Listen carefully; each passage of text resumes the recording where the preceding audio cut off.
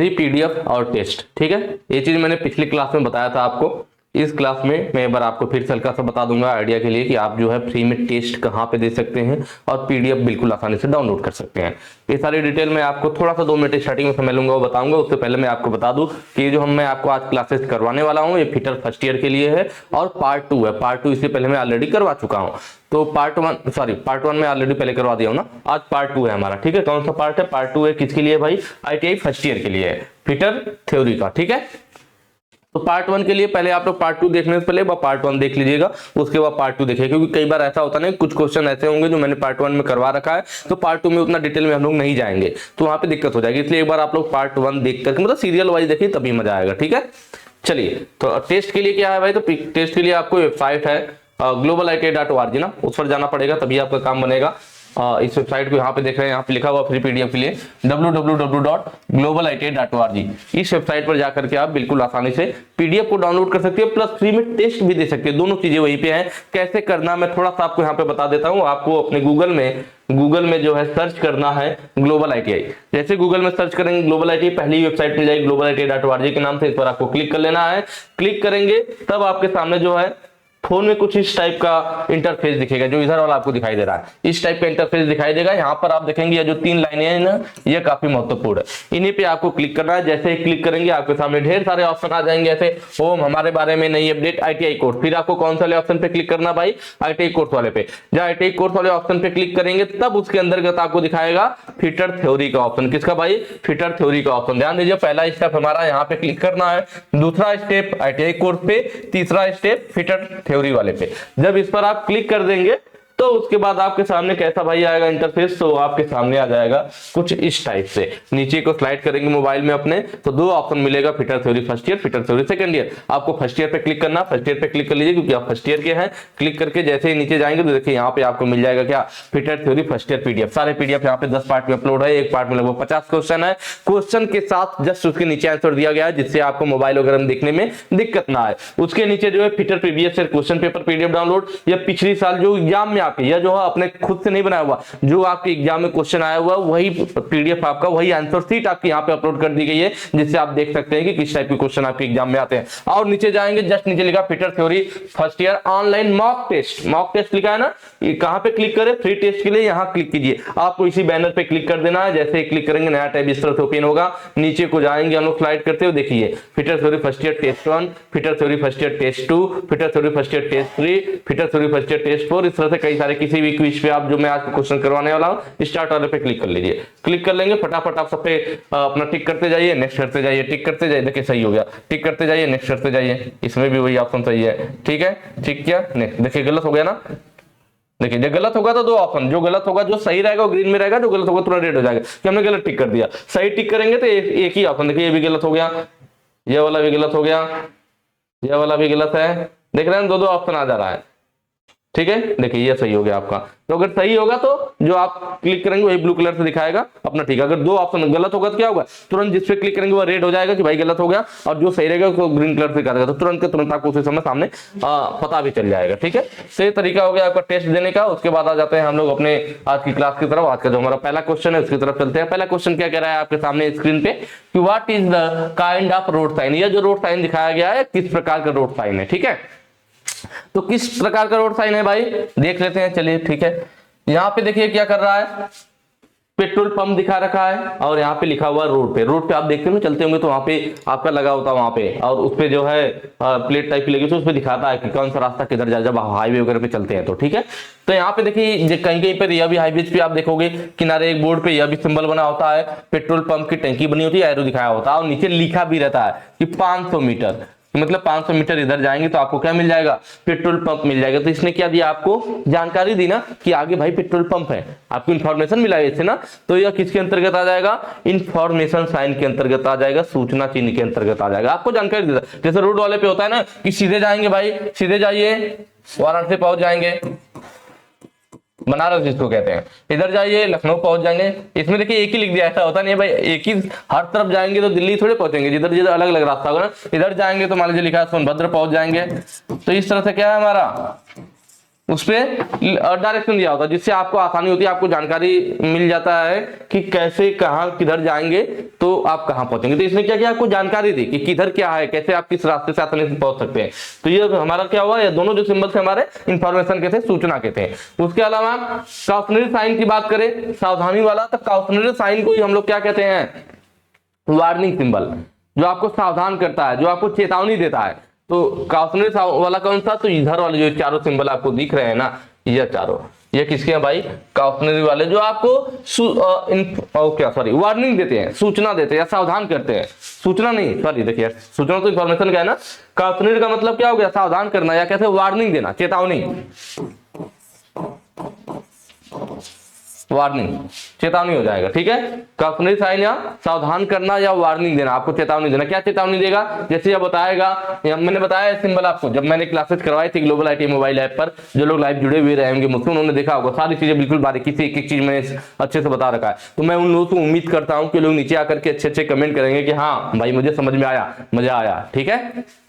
चलिए, गार्डेड वाला, ठीक है, इसमें क्या है भाई, ये गार्डेड का सिंबल होता है ना कि आपका एक त्रिभुज में नॉर्मल रेलवे पटरी की तरह दिखा दे। गार्डेड मतलब यहाँ पे गार्ड उपस्थित है, आपको जो है क्या वार्निंग दिया उसने। इसका कोई ऐसा नहीं है कि आपको ये काम करना है या नहीं करना, ये बात आपको वार्निंग, मतलब आपको क्या नहीं होता है कि कई जगहों पे लिखा था कि यह अंधा मोड़ है। अंधा मोड़ है का मतलब ये थोड़ा कि आपको वहां नहीं जाना है या मोड़ अंधा है, उसका मतलब आपको सावधान कर रहा है। यहाँ पे कहीं कहीं पे लिख दिया जाता है दुर्घटना बाहुल्य क्षेत्र, ठीक है, इसका मतलब ये थोड़ा कि आप उधर से जाओगे, इसका मतलब यह है कि दुर्घटना बाहुल क्षेत्र, उसने आपको क्या किया, वार्निंग दे दिया, चेतावनी दे दिया कि भाई ये दुर्घटना बाहुल क्षेत्र, मतलब आप अपनी स्पीड कम कर लीजिए, थोड़ा संभाल के चलिए। वार्निंग देने का मतलब आपको संभलने के लिए बोला जा रहा है। कोई कहता ना कि पहली वार्निंग दे रहा हूं अगली बार निकाल लूंगा, तो वार्निंग देने का मतलब है आपको संभलने के लिए बोला जा रहा है, ठीक है। तो ये वही चीज है। तो इसने बताया कि भाई इस तरह से सिंबल बताता है गार्डेड की, यहाँ पे गार्ड उपस्थित है, जहां पर रेलवे सॉरी जहां पे ट्रेन दिखा दिया जाता है त्रिभुज का, मतलब वहां पे अनगार्डेड है, मतलब यहाँ पे गार्ड उपस्थित नहीं है, आपको खुद रास्ते को देख करके क्रॉस करना है, जो भी करना है, ठीक है।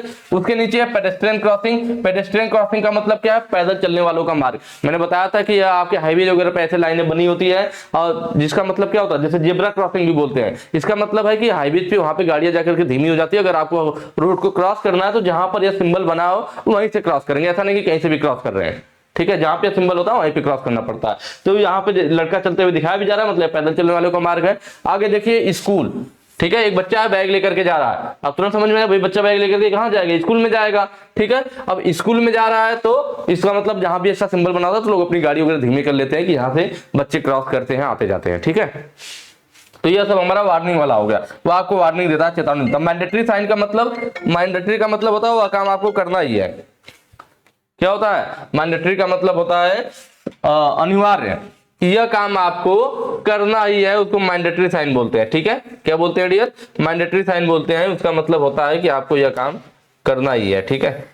यह वाला जो है तीनों सिंबल, ये तीनों सिंबल किसके हैं भाई, मैंडेटरी साइन के। ये तीनों सिंबल हमारे मैंडेटरी साइन के। जैसे ये देखिए यहाँ पे थोड़ा सिंबल है गलत दिया हुआ, मैंने आपको पहले भी बता रखा है कि आपके बुक में यह चीज क्या है, गलत दिया है। यह जो होता है हमारा गिव अवे का सिंबल होता है, किसका होता है भाई, गिव अवे का होता है।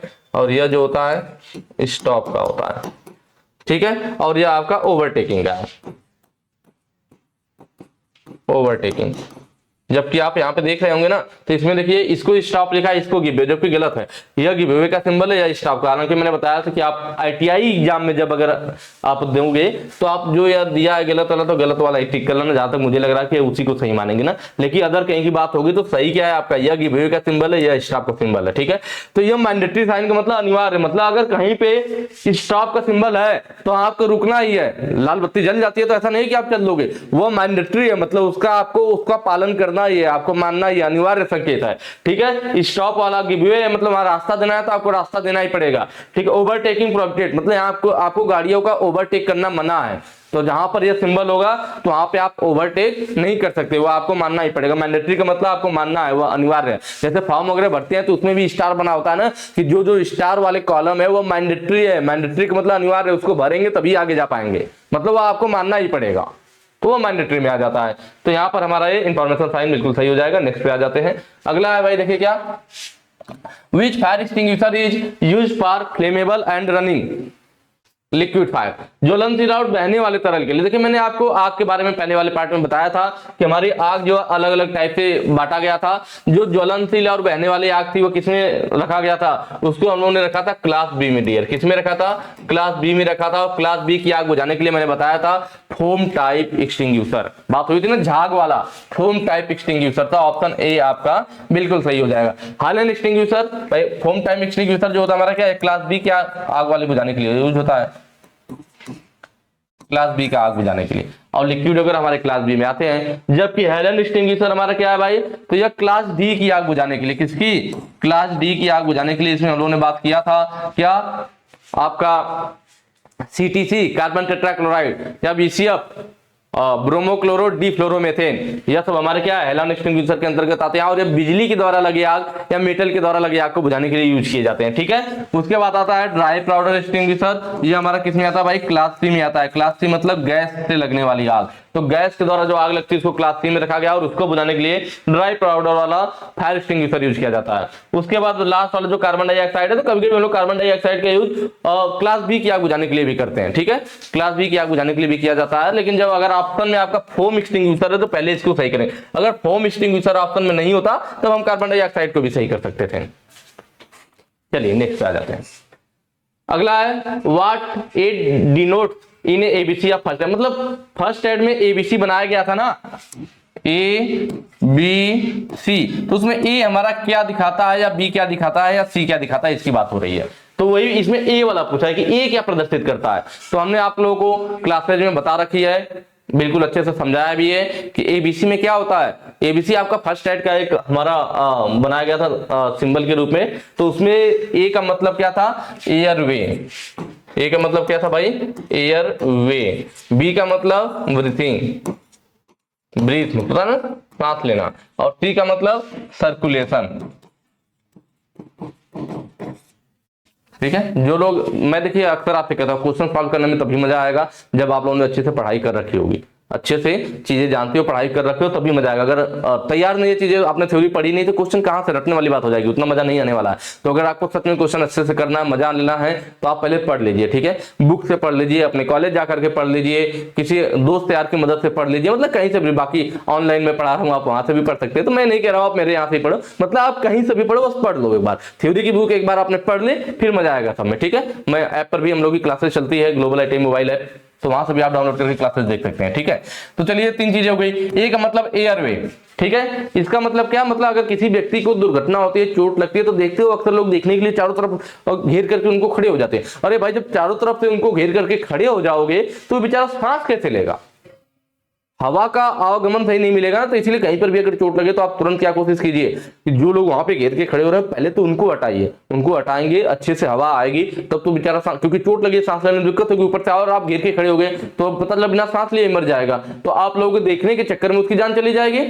तो आपके मतलब कहीं भी दुर्घटना ऐसे होती है, आप उपस्थित हो, सबसे पहले वहां लोगों को दूर हटाओगे, भाई दूर हटो, हवा आने दो। ठीक है, उसी को एयरवे कहते हैं कि वायु मार्ग बनाइए, हवा आने का रास्ता बनाइए। बी का मतलब ब्रीथिंग, मतलब आप चेक कीजिए नाक के पास हाथ वगैरह लगा के सांस चल रही है या नहीं चल रही, नहीं तो सीपीआर पद्धति वगैरह से सांस देने की कोशिश करते हैं ना। उसके अलावा सी का मतलब सर्कुलेशन, मतलब ब्लड सर्कुलेट हो रहा है ना, सर्कुलेशन को चेक करना, परिसंचरण। कई बार होता है ना कि हाथ की नाड़ी वगैरह पकड़ करके लोग चेक करते हैं, तो हो गया। ठीक है, तो ये तीनों फुल फॉर्म है आपका। तो यहाँ पे ए का मतलब पूछा था, तो ए का मतलब क्या हो जाएगा भाई, एयरवे। तो ऑप्शन ए सही हो जाएगा। नेक्स्ट पे आ जाइए। अगला कह रहा है what is the process of breaking down the material into organic compound and can be used as manure. ठीक है, कि जैविक कंपाउंड में तोड़ करके मटेरियल को उसको खाद के रूप में कौन सी विधि के द्वारा यूज किया जा सकता है। यह जो सारी विधियां दिखाई गई हैं, कौन सी विधि दिखाई गई भाई, यह जो आपको सारी विधि दिख रही है, यह सब विधियां हैं आपके स्क्रैप को निपटाने की। ठीक है, जो आपका स्क्रैप बच रहा है, जो हमारे कूड़ा करकट है, मटेरियल जो भी खराब चीजें हैं, कूड़ा वगैरह है, उन सबको निपटाना। ठीक है, तो हम लोग लैंड फील में क्या करते हैं, लैंड फील में क्या किया जाता है, लैंड मतलब जमीन होती है, फील मतलब भर देना। जो भी आपका कूड़ा करकट, जो भी गंदगी है, जो भी हमारे स्क्रैप मटेरियल है, आप जमीन में 2 गज मतलब लगभग 6 फीट का गड्ढा खोद करके उसमें दफना दोगे। उसमें क्या करोगे, उसमें दफना दोगे। लेकिन ये बहुत महंगा काम हो जाता है ना, कि पता चला आपको जितना ज्यादा कूड़ा भाई स्क्रैप मटेरियल बहुत निकल रहा है, तो जितना कूड़ा कंपनियों में, कारखानों में निकलेंगे, उन सबको दफनाने के लिए पता चला आप कितनी जमीनें के यहाँ पे रहने के लिए जमीन नहीं मिल रही है, और आप पता चला जमीनों में खोद खोद के कूड़ा दफना रहे होते हैं, बहुत महंगा काम हो जाता है। ठीक है, इसलिए उतना नहीं किया जाता। रिसाइकलिंग क्या होता है? रिसाइकलिंग का मतलब होता है कि हम उस एनर्जी को दोबारा यूज कर पाते हैं, इसमें ऊर्जा संसाधनों की बचत होती है। होता है ना कोई चीज रिसाइकिल करके फिर से उसको बना लेना। प्लास्टिक आते हैं ना गांव में, लोहा टीना प्लास्टिक वाला करते हुए आपको सोन पापड़ी देके चले जाते हैं। सोन पापड़ी आपको क्या करेंगे, उसके बदले में सोन पापड़ी दे देंगे, आपका लोहा टीना प्लास्टिक पुराना लेकर के चले जाएंगे। फिर उसको गला करके फिर से उसका नया नए डब्बे और कैन वगैरह तैयार कर लिए जाते हैं। तो ये हमारा रिसाइकलिंग होता है। ठीक है, कंपोस्टिंग क्या है? कंपोस्टिंग ही है जिसमें हम लोग क्या करते हैं, जो हमारा कचरा है, कचरे को हम लोग जैविक कंपाउंड के रूप में तोड़ करके इसे खाद के रूप में यूज कर सकते हैं। तो यह ऑप्शन सी वाला हो जाएगा ना, जो ऑप्शन पूछ रहा था यहाँ पे। बर्निंग वेस्ट मटेरियल, यह भी हमारा जो है कचरा के निपटाने की एक अच्छी विधि है। इसमें हम लोग क्या करते हैं, कोई भी आप देखो ढेर सारा कचरा इकट्ठा हो जाता है, अगर उसे आप जला दोगे तो थोड़े से कचरे में बदल जाता है। बहुत सारा कचरा मतलब लगभग 90% उसका आयतन खत्म होकर 10% के बराबर रह जाएगा। तो यह भी एक अच्छी विधि है कचरे को निपटाने की। नेक्स्ट पे आ जाइए। ठीक है, अगला क्या कह रहा है, what is the colour code for plastic waste bin. देखिए प्लास्टिक कचरा बिन के लिए मैंने बनाया था 2 डस्टबिन होते हैं। उसमें क्या होता है कि हमारा जो होता है कचरे के हिसाब से अलग अलग डस्टबिन की कलर बनाई गई है, उनको हम लोग कचरे को उस डस्टबिन में डालते हैं। याद करने का तरीका भी मैं आपको पिछली क्लास में बता चुका हूं कि प से प्लास्टिक और प से पीला, तो ऑप्शन क्या सही हो जाएगा, डी सही हो जाएगा। ऑप्शन क्या सही हो जाएगा भाई, डी सही हो जाएगा। प से प्लास्टिक, प से पीला। उसके अलावा रेड के लिए मैंने बताया था कि मेटल को, धातु को जब गर्म करते हैं तो रेड हो जाता है। इसका मतलब मेटल को अगर हमें डालना है कचरे वाले बिन में, डस्टबिन में डालना है, तो उसका जो कलर कैसा होगा, लाल कलर का होगा। नीला वाला, यह भी मैंने बताया था कि कागज पे सबसे अधिक किससे लिखा जाता है, नीले कलर के पेन से लिखा जाता है, तो याद आ जाएगा नीला मतलब कागज। जी से ग्रीन और जी से ग्लास, ग्लास का मतलब कांच, तो कांच के लिए हरा, जी से ग्रीन, जी से ग्लास, तो ये आपको याद आ जाएगा। ठीक है, चलिए नेक्स्ट पे आ जाते हैं। अगला कह रहा है name the part of file marked as X. X के रूप में जो चिन्हित भाग है वो, ठीक है, उसको नाम दीजिए फाइल पे। तो ये आपके सामने फाइल दिखाई गई है, फाइल आपको दिख रहा है। ठीक है, इसके सारे पार्ट के नाम हम देख लेते हैं। पूछा किसको है, इस वाले को पूछ रखा है, इसको पूछ रखा है ना, इस वाले को पूछ रखा है, इसको हम क्या कहते हैं।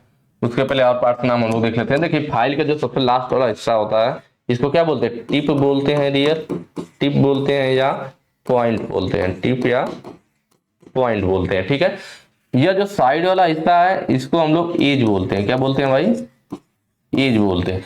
जो ऊपर वाला हिस्सा है, जो ऊपर वाला हिस्सा है, इसको फेस बोला जाता है भाई। क्या, फेस, या फिर कई बार इसको साइड भी कहता है, फेस या साइड। ध्यान दीजिएगा, फेस या साइड, टिप या पॉइंट, ये हो गया हमारा। फिर ये जो फेस या साइड पे दांतें कटे हुए हैं, तो यहाँ पे देख रहे हैं कुछ हिस्सा बिना दांतों के बच जा रहा है ना, यह इतना हिस्सा हमारा क्या है, बिना दांतों के। तो जो हिस्सा बिना दांतों के बच जाता है, इस वाले हिस्से को हम लोग क्या बोलते हैं भाई, इसको हम लोग बोलते हैं हिल। क्या बोला जाता है, हिल। ठीक है, उसके बाद यह हिल हो गया। और देख रहे हैं अब इसके ऊपर हमारा क्या बनाया गया है, ठीक है, हील के ऊपर आप लोग देख रहे होंगे यहाँ पे अलग सा हिस्सा है जिसको इसने पूछ रखा, क्या कहते हैं, साइड में देख रहे हैं टेपर हिस्सा है। टेपर हिस्सा जैसे हमारा या टेपर वाला हिस्सा क्या शोल्डर कहलाता है, वैसे फाइल का भी यह हिस्सा क्या कहलाता है भाई, यह टेपर वाला हिस्सा, जो टेपर हिस्सा बनाया गया है इसको हम लोग शोल्डर कहते हैं। क्या कहते हैं, शोल्डर।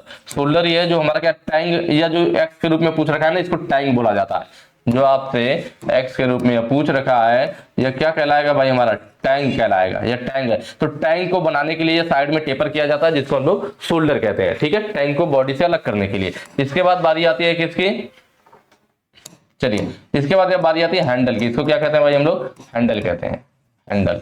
ठीक है, और यह जो हैंडल के आगे यहाँ पे वृत्ताकार एक छल्ला लगा होता है, जिसको हम लोग क्या बोलते हैं, फेरुल। मेटल का छल्ला होता है, वृत्ताकार मेटल का छल्ला होता है, जो आगे उस पर चढ़ा दिया जाता है, इस तरह से रहता है।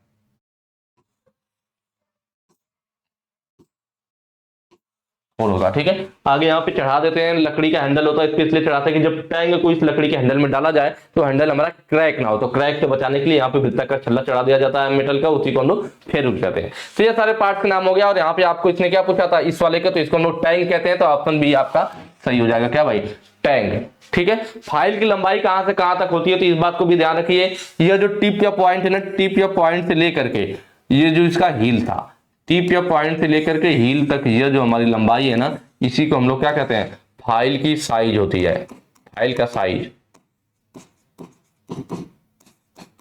फाइल की लंबाई या फाइल का साइज किससे लिया जाता है, टिप या पॉइंट से लेकर के हील तक। कहां से भाई,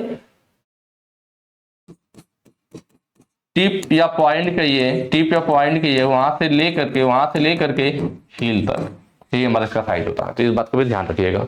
चलिए नेक्स्ट पे आ जाते हैं। अगला क्या कह रहा है, what is the use of A try square. Try square का यूज क्या है, यहाँ पे देखिए ट्राई स्क्वायर का यूज पूछ रखा है और मैंने आपको कई सारे ट्राई स्क्वायर विथ यूज दिखा रखे हैं। ट्राई स्क्वायर ये आपके सामने दिख रहा है, यह हमारा हिस्सा क्या कहलाता है भाई, यह हिस्सा हमारा स्टॉक कहलाता है। क्या कहलाता है, स्टॉक कहलाता है।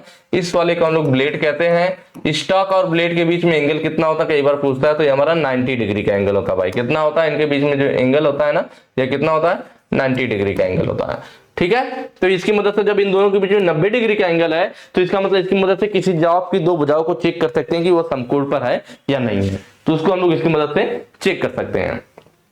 ठीक है, यहाँ पर एक बड़ा स्लॉट भी कटा होता है। यहाँ पे ध्यान से देखेंगे ना, तो ये बॉडी यहाँ पे जब आई तो यहाँ पे हल्का सा गड्ढा बना होता है जहाँ से हमारी ब्लेड ऊपर चली जाती है। तो यहाँ ब्लेड और स्टॉक जहाँ पर 90 डिग्री पे मुड़ते हैं, यहाँ पर एक हमारा हल्का सा गड्ढा बना दिया जाता है, जिसको हम लोग क्या कहते हैं, जिसको हम लोग बर स्लॉट बोलते हैं। क्या बोलते हैं भाई, बर स्लॉट। मतलब जो भी हमारे जॉब में बर होते हैं उनको स्थान देने के लिए, जिससे माप हमारी गलत ना हो। जॉब में जो बर बन जाते हैं ना, गिराई सही करने में हल्का सा मटेरियल रह जाता है या बुरादे रह जाए, तो उनको स्थान देने के लिए वहां पे बर स्लॉट बना दिया जाता है। ठीक है, बात कर रहा था ट्राई स्क्वायर के यूज क्या है। तो यहाँ पर देखिए इस वाले में देख सकते हैं हम लोग क्या कर रहे हैं, एक ट्राई स्क्वायर की मदद से, ये जॉब है हमारा, ये हमारा क्या है, जॉब है, और ये इसका स्टॉक हो गया ट्राई स्क्वायर का, और ये ब्लेड हो गया। तो इसकी मदद से हम लोग चेक कर रहे हैं कि ये जॉब की जो दोनों भुजाएं आपस में 90 डिग्री पर है या नहीं। कैसे करते हैं, ऐसे लगा करके इसको रोशनी में देखते हैं। अगर ब्लेड और इसके बीच में रोशनी कहीं से दिखाई दे, अगर मान लीजिए यहाँ से हल्का रोशनी दिखाई दे रही है, इसका मतलब क्या होगा कि यहाँ सरफेस डाउन होगा, तभी तो रोशनी दिखाई दे रही है। अगर कहीं से भी रोशनी नहीं दिखाई दे रही है, आप लगाते हो और कहीं भी आप रोशनी नहीं दिखाई देती है, इसका मतलब क्या है, हमारा सरफेस बिल्कुल बराबर है, इसलिए रोशनी नहीं दिखाई दे रही है। लेकिन आप इसको रोशनी की तरफ देख करके देखते हैं और मान लीजिए यहाँ से रोशनी हल्का हल्का दिख रही है, तो जहां से रोशनी कहां से दिखेगी, जहां पे सरफेस थोड़ी सी डाउन रहेगी वहां से रोशनी दिखने लगेगी यार पर। इसका मतलब हमारी सरफेस बिल्कुल 90 डिग्री पर नहीं है, थोड़ा डाउन है। तो इस तरह से हम लोग क्या करते हैं, जॉब 90 डिग्री पर है नहीं उसको चेक किया जा सकता है, मतलब समकोण की चेक किया जा सकता है। और ऑप्शन ए आप देखेंगे तो ये ऑप्शन दिया to check the right angle. ठीक है, इसके अलावा इसका यूज किस लिए कर सकते हैं, यहाँ पे देखिए ये हमारा ट्राई स्क्वायर हो गया या जॉब है, और जॉब पर हम लोग ऐसे आगे पीछे कर करके देखते हैं, और इस ब्लेड और इस जॉब के बीच में अगर कहीं पर भी आर पार रोशनी दिखाई नहीं देती है, इसका मतलब है कि ये प्लेट हमारी क्या समतल है, मतलब ये हमारा जॉब का फ्लैटनेस चेक किया जा रहा है, समतलता चेक किया जा रहा है, फ्लैटनेस। और इसमें हम लोग क्या चेक कर रहे थे, समकोण चेक कर रहे थे, समकोण। ठीक है, नेक्स्ट पे आ जाइए। अगला क्या है, विच मार्किंग मीडिया इज पॉइजन, कौन सा मार्किंग मीडिया जहरीला है। ठीक है, चलिए बारी बारी से सबको शुरू करते हैं। पहला क्या है भाई, व्हाइट वॉश है। पहला क्या है, व्हाइट वॉश। सबसे ज्यादा हमारा ना वर्कशॉप वगैरह में व्हाइट वॉश ही यूज किया जाता है। व्हाइट वॉश में दरअसल हम क्या करते हैं, चाक को लेते हैं और चाक को पानी में घोल करके उसको लगा लेते हैं जॉब पर, थोड़ी देर लगा करके छोड़ देंगे 5-10 मिनट के लिए, वो सूख जाएगा तो सरफेस उसकी बिल्कुल व्हाइट व्हाइट हो जाएगी। दरअसल मार्किंग मीडिया है क्या, पहले ये समझ लीजिए। मार्किंग मीडिया, मीडिया मतलब माध्यम, मार्किंग मतलब मार्किंग करने का। जैसे हमारा न्यूज मीडिया होता है ना, वो न्यूज दिखाता है, न्यूज मीडिया, मीडिया मतलब माध्यम, किसका माध्यम, न्यूज दिखाने का। वैसे मार्किंग मीडिया, मीडिया मतलब माध्यम, मार्किंग मतलब मार्किंग, मार्किंग दिखाने का माध्यम। और मार्किंग दिखाने के माध्यम से क्या मतलब है, मतलब है कि जब आपके पास कोई जॉब होगा, जैसे आपके पास जॉब है ना, तो जॉब मेटल की होती है और आपको स्क्राइबर से मार्किंग करना होता, तो मेटल ऐसे ही जंग तंग लगा होता है या बिल्कुल फिनिशिंग किया हुआ भी जॉब हो, चमक रही होगी, उस पर आप स्क्राइबर से लाइन खींचोगे तो पता चलेगा, वो दिखेगा ही नहीं। तो मार्किंग हमें साफ साफ दिखाई दे, मतलब मार्किंग हमको दिखाई दे, तो वही मार्किंग का मीडिया, मार्किंग दिखाने का माध्यम बन जाता है। कौन, तो चाक हो गया हमारा जो व्हाइट वॉश है, पर्शियन ब्लू है, कॉपर सल्फेट है, सेलुलोज लाइकर है, ये सब मार्किंग की मीडिया है जो हमें मार्किंग दिखाने में मदद करते हैं। जैसे व्हाइट वॉश का मैंने बताया ना कि चाक लेते हैं हम लोग, चाक को पानी में घोल लेते हैं, चाक को पानी में घोलते हैं और उसको इस जॉब पे लगा देते हैं, सरफेस पे पूरा अच्छे से लगा देंगे, फिर थोड़ी देर रख देंगे, और जब सूख जाएगा तो सरफेस पे सफेद सफेद चाक लग जाएगा। अब जब आप वहां पे क्या करोगे, जब आप स्क्राइबर से लाइनिंग खींचोगे तो चाक वहां से हटता जाएगा पतली रेखा के रूप में, और आपको निशान बिल्कुल साफ साफ दिखाई देगा। तो मार्किंग मीडिया हमें मार्किंग दिखाने का माध्यम है, मार्किंग दिखाने का काम करता है। तो लेकिन एक देखिए मैंने बताया ना, व्हाइट वॉश हम लोग चाक को पानी के साथ लगा सकते हैं, लेकिन इसमें दिक्कत आती है कि अगर आप पानी में चाक को मिला करके जॉब पे लगाओगे तो जॉब की सरफेस पे जंग लगने का खतरा है, क्योंकि पानी के संपर्क में आएगा, जंग लगेगा, कोरिजन होगा। तो इसीलिए हम लोग क्या करते हैं कि पानी की जगह पे मिथाइल स्पिरिट यूज कर लेते हैं। क्या यूज कर लेते हैं डियर, मिथाइल स्पिरिट को यूज कर लिया जाता है, जिससे कि जंग लगने का खतरा कम हो जाए। ठीक है, तो मिथाइल स्पिरिट को चाक में मिला करके इस पे लगाया जाता है। जब व्हाइट वॉश वाला दरअसल जो हमारा यूज किया जाता है ना, ये फोर्जिंग की हुई जॉब पर या खुरदरी सरफेस वाले जॉब पर, फोर्जिंग किया हुआ जॉब हो या फिर कास्टिंग ढलाई किया हुआ जॉब हो, फोर्जिंग किया हुआ हो या खुरदरी सरफेस वाला जॉब हो, रफ सरफेस वाला जॉब हो, उसके लिए हम लोग व्हाइट वॉश यूज करते हैं।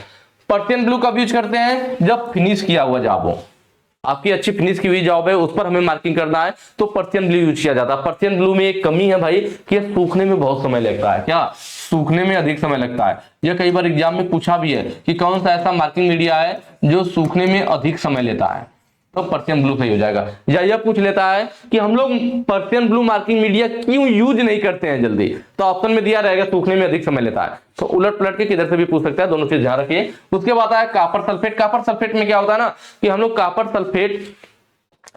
सल्फेट में कुछ पानी मिलाते हैं और 2-3 बूंदें इसमें ना नाइट्रिक एसिड की मिला दी जाती है। क्या? Nitric acid. ध्यान से सुनिएगा कि कॉपर सल्फेट में हम लोग कुछ पानी मिलाते हैं और उसमें फिर 2-3 बूंदें नाइट्रिक एसिड की मिला देते हैं, और नाइट्रिक एसिड की जैसे ही हम लोग बूंद मिलाएंगे ना तो ये हमारा कॉपर सल्फेट फिर मार्किंग मीडिया के रूप में तैयार हो जाता है। लेकिन आपको ध्यान दीजिए मैं क्या बोल रहा हूँ, इसमें नाइट्रिक एसिड मिलाते हैं। एसिड मतलब भाई क्या? खतरा है, जहरीला हो गया एक तरह से, एसिड जला देता है, तो इसीलिए कॉपर सल्फेट जो होता है बोला जाता है यह एक हमारा क्या है, पॉइजन मीडिया है, मार्किंग मीडिया, जहरीला मार्किंग मीडिया है। इसीलिए इसको ऐसे नॉर्मल जगहों पर नहीं, सबकी पहुंच से थोड़ा दूर रखा जाता है। ठीक है, तो यही हमारा जहरीला मार्किंग मीडिया। सेल्यूलोज लाइकर क्या है, तो यह भी हमारा व्यापारिक रूप में मार्केट में उपलब्ध है और यह जल्दी सूख जाता है, इसकी अच्छी क्वालिटी है। यह क्या होता है, यह जल्दी सूख जाता है। नेक्स्ट पे आ जाइए।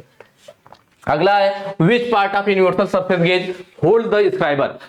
यूनिवर्सल सरफेस गेज का कौन सा पार्ट स्क्राइबर को पकड़ता है? पहले हम लोग इसके बारे में देख लेते हैं। यहाँ पे फिगर मैंने ले रखा है यूनिवर्सल सरफेस गेज का, इसके बारे में हम लोग समझ लेंगे, फिर सारी चीजें अपने आप आसान हो जाएंगी। चलिए यहाँ पे क्या कह रहा था कि यह सबसे नीचे जो ये हिस्सा है ना, ये बड़ा सा हिस्सा, यह हमारा क्या हो जाएगा, ये हमारा बेस हो जाएगा। हालांकि यहाँ पे लिखा हुआ आप लोगों को दिख रहा होगा शायद, फिर भी मैं लिख दे रहा हूं।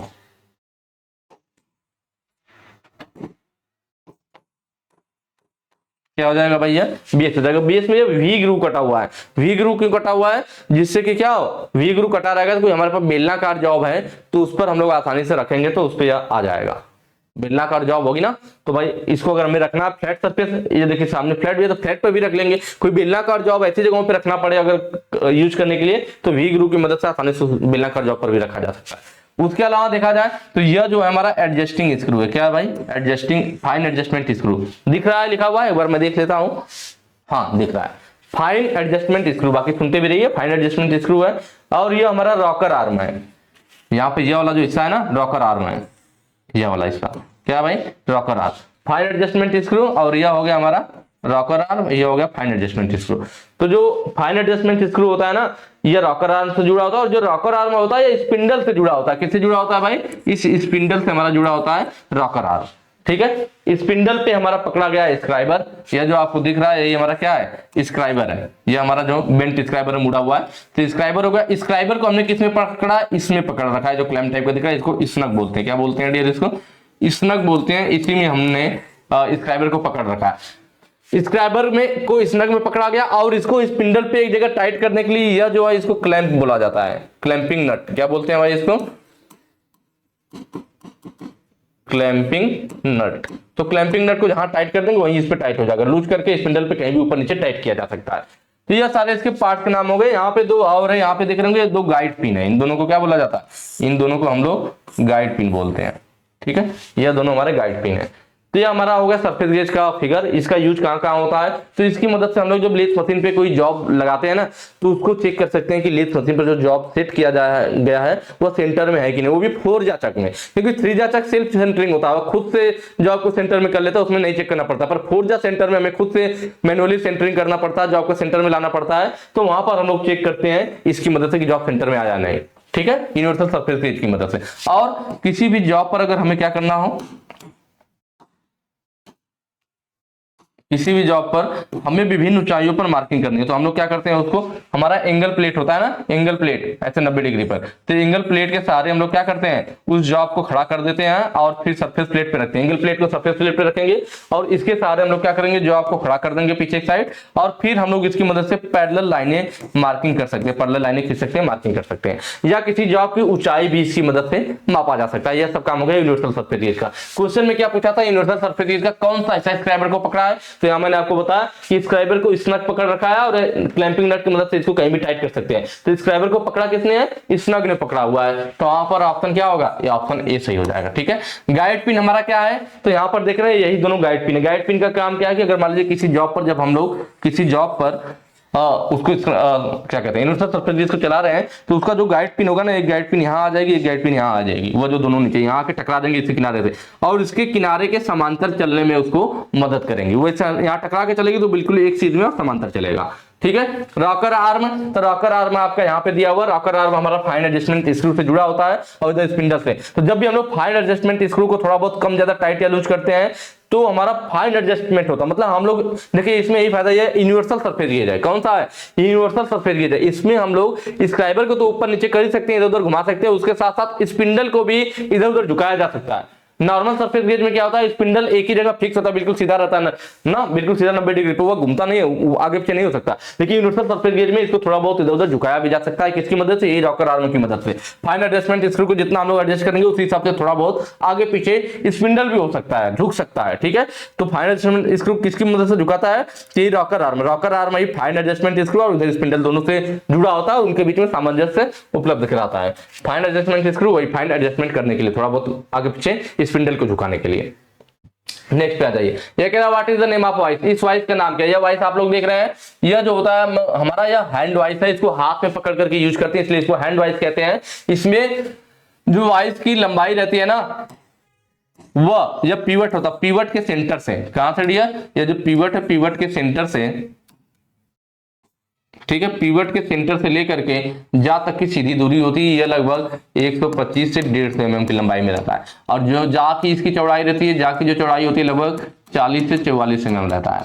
ठीक है, और यह हमारा जो इसमें लगा हुआ है ना, यह विंग नट लगा हुआ। कई बार एग्जाम में तो आपको नट दिखा करके पूछ लेता है या ड्राइंग वाले में आ जाता है कि यह कौन सा नट है। यह हमारा विंग नट है, पंख के जैसा बना हुआ है, विंग नट है। ठीक है, यूज कहाँ करते हैं? तो ये हमारा हैंड वाइस है भाई, इसका यूज कहाँ किया जाता है? यूज किया जाता है रिविट को पकड़ना हो, कील को पकड़ना, मतलब ऐसे महीन चीजों को पकड़ने के लिए। और कोई पतली प्लेट हो, कील हो गया आपका, रिविट हो गया, स्क्रू हो गया, तो इन सबको पकड़ने के लिए हम लोग इसका यूज कर लेते हैं हैंड वाइस का। या कोई मैंने बताया ना कोई पतली चादर है उसमें ड्रिल करना, क्योंकि पतली चादर को वाइस में पकड़ेंगे तो वो मुड़ जाएगा। हाथ में पकड़ के ड्रिल करना चाहेंगे तो ड्रिल में हल्का तो फंस के घुमा, हाथ काट देगा आपको। तो उन पतली चादर को हम लोग क्या करते हैं, पतली चादर कोई मेटल का, तो उसको इस हैंड वाइस में पकड़ते हैं, फिर हैंड वाइस की मदद से उसको ड्रिल मशीन पकड़ करके ड्रिल किया जाता है। तो ऐसे जगहों पे काम आता है।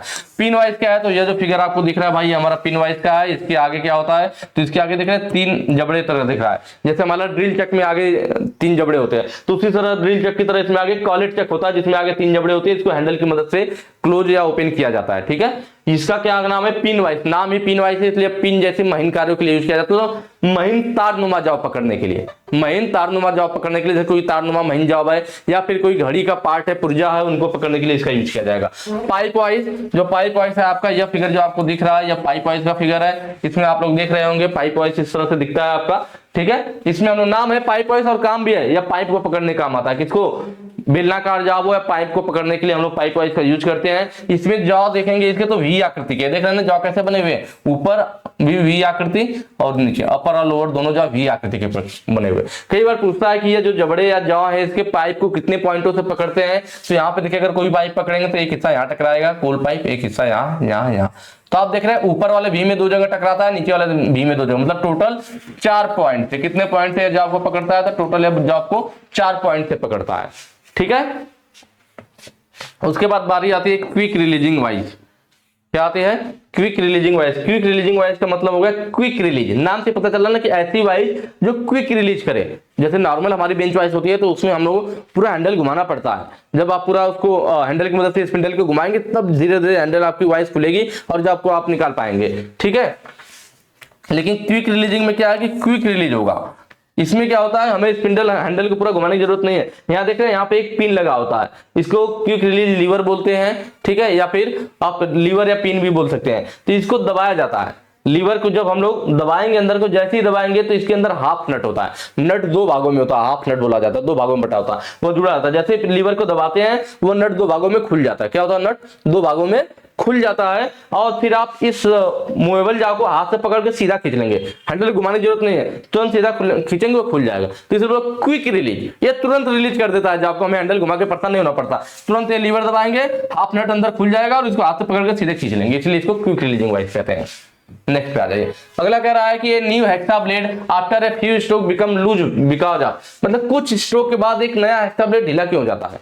अगर मान लीजिए कोई हेक्सा ब्लेड है, उसमें हमने नया कोई हमारा हेक्सा नया हेक्सा ब्लेड हमने लगाया और पता चला हम 2 ही 4 बार उसमें क्या किया, हमने 2 ही 4 बार स्ट्रोक लगाया तो वो ब्लेड ढीला हो गया। तो ये पूछा कि ऐसा क्या रीजन है कि जो नया हेक्सा ब्लेड होता है हम लोग कुछ ही स्ट्रोक लगाते हैं उसके बाद पहली बार ढीला हो जाता, फिर हमें विंग नट मतलब जैसे 2-4 बार आपने लगाया फिर ब्लेड ढीला हो जाएगा, ढीला ही रहने दो तो ब्लेड टूट जाएगा, तो हमें क्या करना पड़ता है, फिर विंग नट से फिर थोड़ा सा टाइट करते हैं फिर चलाते हैं। तो वही कह रहा है कि ढीला क्यों होता है, तो उसका रीजन है ना कि जब हम लोग चलाते हैं नया हेक्सा ब्लेड है ना, तो नए दांते हैं वो फंसेंगे, ज्यादा खिंचाव उत्पन्न होता है नया जब दांते होगा, जब ब्लेड खिंचाव उत्पन्न होगा तो ढीला हो जाएगा, तो फिर हमें उसे टाइट करना पड़ता है।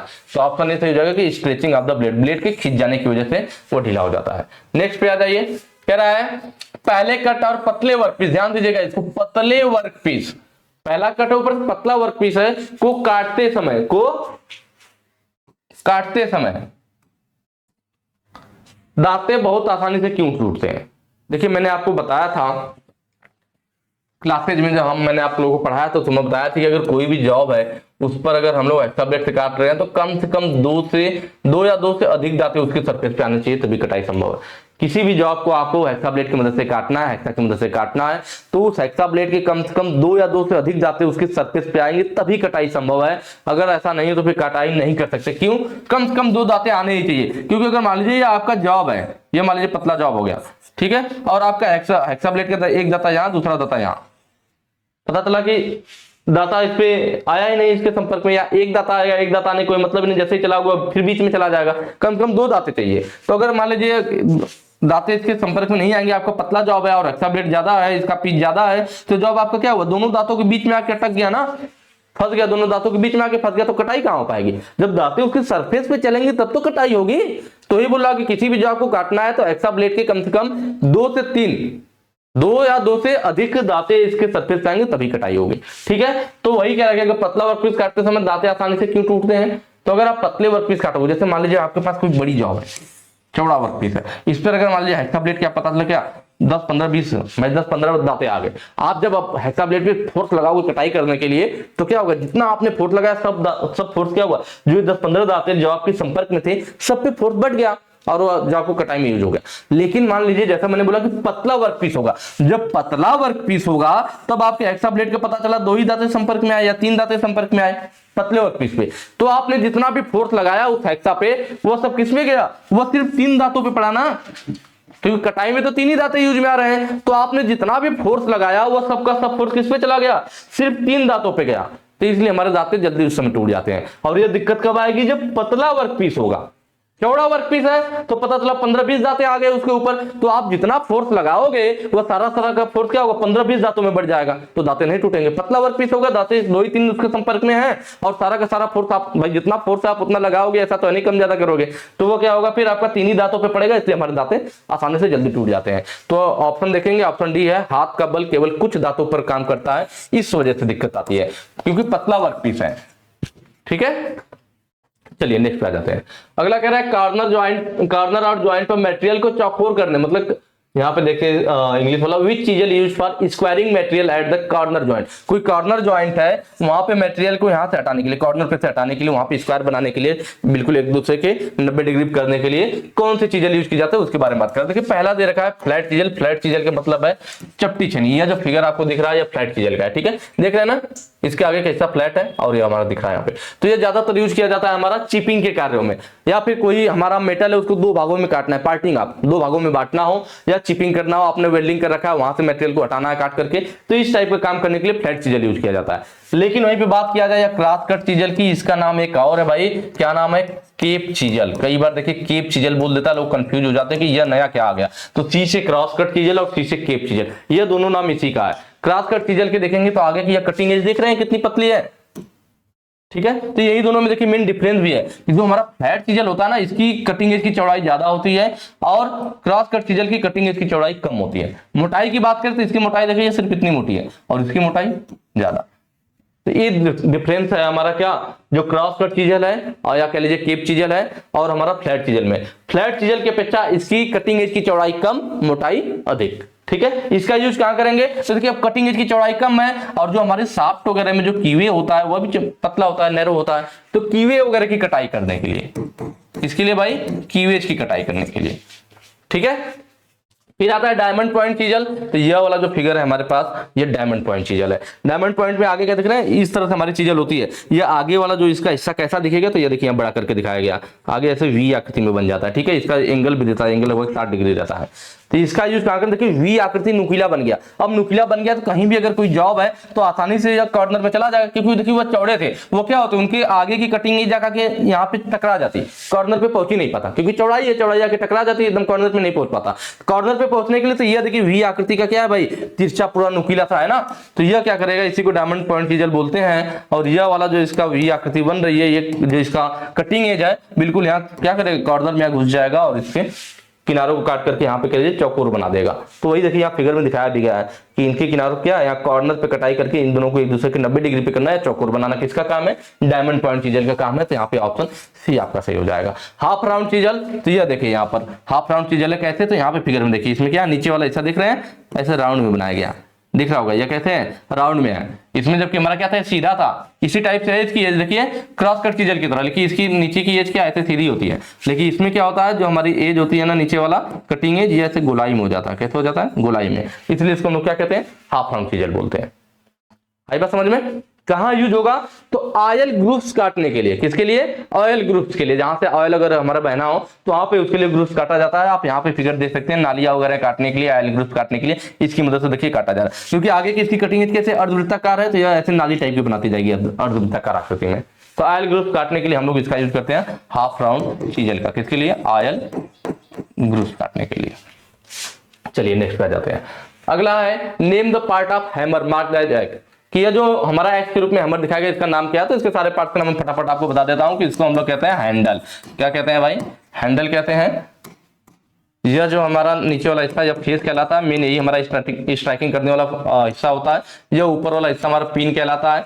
पिन के आधार पर हम लोग पहचानते हैं कि कौन सा बॉल पिन हैमर है, क्रॉस पिन हैमर है, स्ट्रेट पिन हैमर है। उसके अलावा बात करें यहाँ पे यह जो होल बना हुआ है ना, यह अंडाकार है, इलिप्स आकृति का है, इसको आई होल बोलते हैं। इसी में हैंडल को लगाया जाता है, किसको भाई, हैंडल को लगाने के लिए। और हैंडल हमारा इसमें से बाहर ना निकले, थोड़ा जाम रहे, उसके लिए आई होल में देखेंगे तो इधर से आपको दिख रहा है ना, दो लाइनें से खींची हुई है जो है, इसको हम लोग बोलते हैं वेज। लकड़ी का पच्चर भी बोला जाता है, वेज। वो कुछ इस आकृति में इस तरह से होता है पेपर में। तो इधर से हम लोग ठोकते हैं तो ये जैसे जैसे चौड़ा होता जाएगा, आई होल में जाकर टकरा जाएगा और हैंडल को इसमें जाम करके रखेगा, निकलने नहीं देगा। और यह जो हिस्सा है जिसकी बात कर रहा था, जिसने यह क्वेश्चन में पूछ रखा था जिसको, वो हमारा क्या है भाई, वह है हमारा चिक। क्या है, चिक है। ठीक है, इसी को इसने पूछ रखा था कि यह क्या है, तो ये हमारा चिक है। चिक पर ही हथौड़े का वजन लिखा होता है, जो हथौड़े का वेट लिखते हैं हम लोग या वजन लिखा होता है, वो कहां दर्शाया जाता है, चिक पर दर्शाया जाता है। या कई बार क्वेश्चन में पूछा गया कि हथौड़े का या हैमर का वजन कहां लिखा होता है, चिक पर लिखा होता है। तो ऑप्शन यहाँ पे सी सही हो जाएगा, जो पार्ट इसने पूछ रखा था वो क्या है, चिक है। नेक्स्ट क्वेश्चन पे आ जाएगा, और ये हमारा आज का लास्ट क्वेश्चन है। Which angle is represented by the symbol G on the cutting chisel. ठीक है, सिंबल जी लिख दिया उसने, लेकिन इसमें थोड़ा सा कुछ गड़बड़ रखा है ना, ये रहना चाहिए था गामा, इसीलिए यहाँ पे ना सिंबल है, यहाँ पे जी नहीं होना चाहिए था, यहाँ पे गामा होना चाहिए था, गामा का सिंबल। गामा का पूछ रखा है कि जो काटने वाले चिन्ह है, जो ये गामा वाला देख रहे हैं, अल्फा है, बीटा है और ये गामा है। तो गामा वाला जो सिंबल है ये किसको डिनोट कर रहा है, यह पूछ रखा है। तो मान लीजिए जो ये चीजें दिखाया गया ना, थोड़ा सा यहाँ पे हम लोग इसमें चेंज करेंगे। ये मान लीजिए किसी जॉब की कटाई कर रहा है, क्या कर रहा है भाई, ये देखिए जॉब के सरफेस है, यह हमारा क्या है, मान लीजिए चीजें यहाँ लगी हुई है, जॉब की सरफेस है, और यहाँ पे यह पहले इतनी ऊंची रही होगी, जो काटा जा रहा है हमारा। ठीक है, जॉब की कटाई कर रहे हैं, यहाँ से हमारा जॉब से कटाई हो गया, चिप्स के रूप में ऐसे निकलता रहेगा। जब हम लोग जॉब की कटाई करते हैं तो जॉब की जो कटिंग सरफेस होता है जिसको हमने काट दिया, और जो हमारा ये चीजल है, तो चीजल की ये निचला फेस हो गया या ऊपर वाला फेस हो गया, दो फेस, ऊपर और नीचे दोनों फेस है। तो जो नीचे वाला फेस है चीजल का, जो नीचे वाला फेस है और जो जॉब की कटिंग सरफेस है, इसके बीच का जो हमारा एंगल होता है ना, ये हमारा अल्फा के द्वारा दिखाया जाता है, और इसको हम लोग कहते हैं क्लियरेंस एंगल। क्या कहते हैं भाई, इसको कहते हैं क्लियरेंस एंगल। चीजल को जितना ऊपर करेंगे तो क्लियरेंस एंगल का मान बढ़ेगा, नीचे को झुकाएंगे तो क्लियरेंस एंगल का काम कम होगा। तो हाँ, यहाँ पे क्लियरेंस में थोड़ा स्पेलिंग मिस्टेक हो गया है, लिख देते हैं।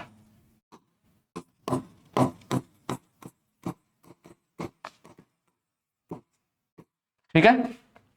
उसके बाद जो हमारा चीजल का नीचे वाला फेस है और ऊपर वाला फेस है, इन दोनों के बीच का जो एंगल होता है, इन दोनों के बीच का जो एंगल होता है, इसको बीटा से दिखाते हैं और इसको हम लोग पॉइंट एंगल कहते हैं। क्या कहते हैं? ये पॉइंट एंगल कहते हैं। और यह हमारा डिपेंड करता है एंगल कब कम या ज्यादा होगा तो मटेरियल पे। अगर हमारे पास जो काटने वाला मटेरियल वो ज्यादा हार्ड है तो भाई हार्ड होगा तो चीजल मजबूत होना चाहिए, तो हम इस एंगल को बढ़ाएंगे तो चीजल मोटी होगी, मजबूत होगा, तो ये पॉइंट एंगल का मान बढ़ाएंगे तो चीजल की कटिंग एज मोटी होगी, तो वह हार्ड मटेरियल को काटने के लिए। सॉफ्ट मटेरियल है तो फिर हमारी चीजल नुकीली होनी चाहिए, क्योंकि जब मोटा होगा तो उसका धार कम होगा, पतला होगा तो नुकीला होगा। तो जो सॉफ्ट मटेरियल होता है तो हम लोग कटिंग एंगल को कम करते हैं, मतलब जो पॉइंट एंगल है या कटिंग एंगल है इसको कम किया जाएगा, तो हमारा सॉफ्ट मटेरियल के लिए यूज किया जाएगा। उसके बाद लास्ट में है, यहाँ पे देख लो, जहां पे हमारी जॉब की सरफेस कटाई की जा रही है, इसके परपेंडिकुलर एक लाइन खींच दी जाती है। ये जो लाइन खींची गई है परपेंडिकुलर, हमने लाइन खींच दिया, ठीक है। परपेंडिकुलर और चीजल के ऊपरी फेस, इसके बीच का जो यह वाला एंगल होता है, इसी को हम लोग गामा से दिखाते हैं और इसको बोला जाता है रेक एंगल। भाई क्या बोलते हैं? Rake angle. और आपके क्वेश्चन में पूछा भी था कि यह गामा वाला क्या है, तो गामा वाला आपका क्या हो जाएगा? रेक एंगल हो जाएगा। ठीक है, तो ये सारे आपके चीजल के एंगल है और आज का हमारा ये लास्ट क्वेश्चन था। बाकी आप लोग कमेंट करके जरूर बताइएगा वीडियो आपको कैसी लगी, चीजें अच्छे से समझ में आ रहा है नहीं आ रहा। बाकी टेस्ट वगैरह जो मैंने आपको स्टार्टिंग में बताया था, टेस्ट देने का तरीका, जैसे आप क्वेश्चन सॉल्व कर लिए, सबसे बेस्ट तरीका है कि आपने क्वेश्चन सॉल्व कर लिया, अब क्वेश्चन सॉल्व करने के बाद आप कहां चले जाइए? अब आप तुरंत चले जाइए टेस्ट पे, अपना टेस्ट लगाइए, रिस्टार्ट कर लीजिए क्विज को फिर से। कोई भी आपको टेस्ट 1, टेस्ट 2, टेस्ट 1 जो भी लगाना है, मान लीजिए दूसरा पार्ट है टेस्ट 2 लगाना है, इसको स्टार्ट कर लीजिए। अब जो मैंने देखिए ट्राई स्क्वायर का मैंने बताया था ना, क्या करेगा? समकोण की जांच करने के लिए सही हो गया, आगे चलिए। जो चीजें आपने पढ़ा उसको फिर ज्यादा क्वेश्चन आ गए ना, पीछे वाले में देख लीजिएगा, पीछे वाले में बाकी क्वेश्चन मिलेंगे, तो इनको हम लोग जैसे अपना टिक करते रहेंगे। आगे देखिए एक्स रूप में क्या था हमारा? टैंक था। तो इस तरह से आप क्या कर सकते हैं कि वीडियो देखने के बाद प्रैक्टिस के लिए कि आपको याद हुआ या नहीं, समझ में आया नहीं, तुरंत टेस्ट ओपन कर लीजिए और एक बार टेस्ट देख लीजिए। सबसे आसान तरीका, वीडियो जैसे ही आप देखिए, वीडियो देखने के बाद तुरंत टेस्ट ओपन कीजिए और टेस्ट दे लीजिए, आपकी सारी चीजें कंप्लीट हो जाएंगी, जो भूला भटका रहेगा फिर से याद आ जाएगा। ठीक है, तो आज के लिए इतना ही रखते हैं, फिर मिलेंगे नेक्स्ट क्लास में नए टॉपिक के साथ। Thank you.